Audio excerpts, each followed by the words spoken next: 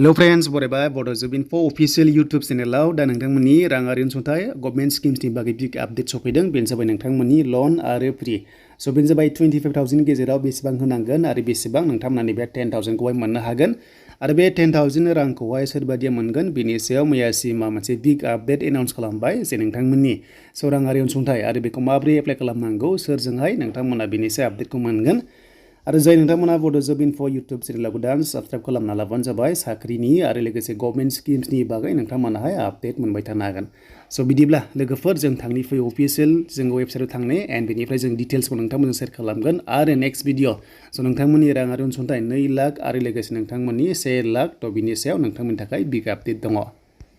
स' दायो लोगोफोर जों फैबाय अफिसियेल वेबसाइटआव फाइनान्स डिपार्टमेन्टनि अफिसियेल वेबसाइटआव बेयावनो आपडेट फैगोन आरो लोगोसे नोंथांमोना राङारि अनसुंथाइखौहाय बेनि गेजेरजोंनो स' नोंथांमोना अनलाइन एप्लाइ खालामनांगोन आरो नोंथांमोननि इयुथ्सनि हमना ला 2L स' नोंथांमोनाहाय बेंकआव थांनांगौनि गोनांथि गैया बुंखाबाय डाइरेक्ट स' नोंथांमोना अनलाइन खालामनांगोन आरो लोगोसे बेयाव मिनिमाम बैसोआ 18 इयार्स 18 इयार्स प्लासनिफ्राय नोंथांमोना बे स्किमाव मोनगोन आरो नोंथांमोननि डकुमेन्ट्सखौहाय नेक्स्ट भिडिअ लाबोगोन मा नांमारगौ आरो बिजनेस प्लान नोंथांमोना खालामथारनांगोन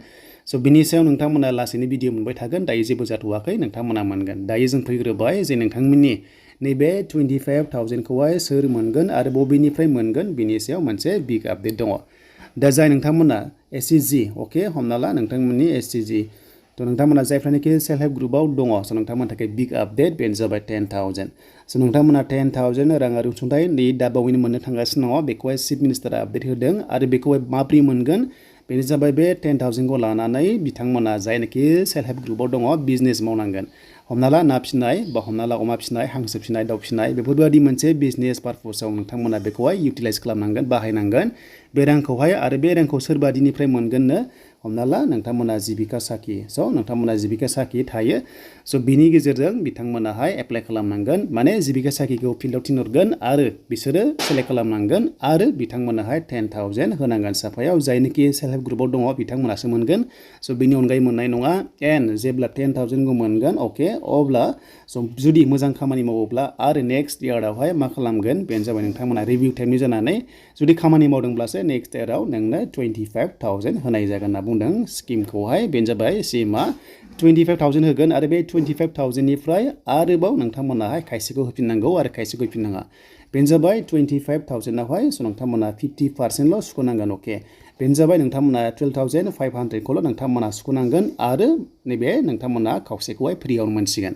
स' बेबायदि मोनसे स्किम ओंखारसिगोन दा बावैनो गभर्नमेन्टआ एनाउन्स खालामबाय सिएमआहाय जे नोंथांमोना बे 25000 खौ मोननो फार्स्टआवनो नोंथांमोना सेल्फ हेल्प ग्रुपआव स' नोंथांमोना जइन जानाय जाथारनांगोन मेम्बार जानाय जानांगोन नोंथांमोना अब्लासो मोनगोन बेखायनो बेखौ मोनग्रोनोबा फार्स्टआव 10000 होग्रोगोन आरो बे 10000 सो खामानि मावनो देखायनांगोन आरो खामानिखौ जुदि मोजां मावोब्ला 25000 आरो 25000 निफ्राय 50% खौ फ्रि होनाय जागोन स' बिनो बिग आपडेट नोंथांमोननि आरो बेखौ बुंदों थाबैनो बे दान मोनसे एबा मोननैनि गेजेरावनो बेखौहाय जागोन होनना बुंदों स' बेखायनो स' नोंथांमोना बयबो रेडि जादो आरो गोदान स्किम्सनि बागै नेक्स्ट भिडिअ फैगासिनो दङ बेनो जाबाय नोंथांमोननि 2 लाखनि आरो लोगोसे अरुण'दयनि स' नोंथांमोननि थाखाय गोदान आपडेट दङ स' नोंथांमोना बयबो रां मोनखायाखै स' बिनि सायाव नोंथांमोना नेक्स्टआव भिडिअ नेबानो जाबाय स' नोंथांमोननि थाखाय आपडेट दङ दा बेनोमोन लोगोफोर बेनिफ्राय नोंथांमोननि फिल्म केसनि राङाथ' हाबबाय गोबां कमेन्ट्स खालामदों आरो लोगोसे नोंथांमोना लासैनो मोनबाय थागोन आरो स' आसाम स्टेटआव 35 लाखसिम अरुण'दय नोंथांमोना मोननो थांगासिनो दङ स' लोगोफोर बेनोमोन एन्ड नेक्स्ट भिडिअ फैगासिनो दङ स्किम्सनि बागै आसा खालाम नोंथांमोना भिडिअखौ मोजां मोनोबा लाइक एन्ड कमेन्ट्स खालामगोन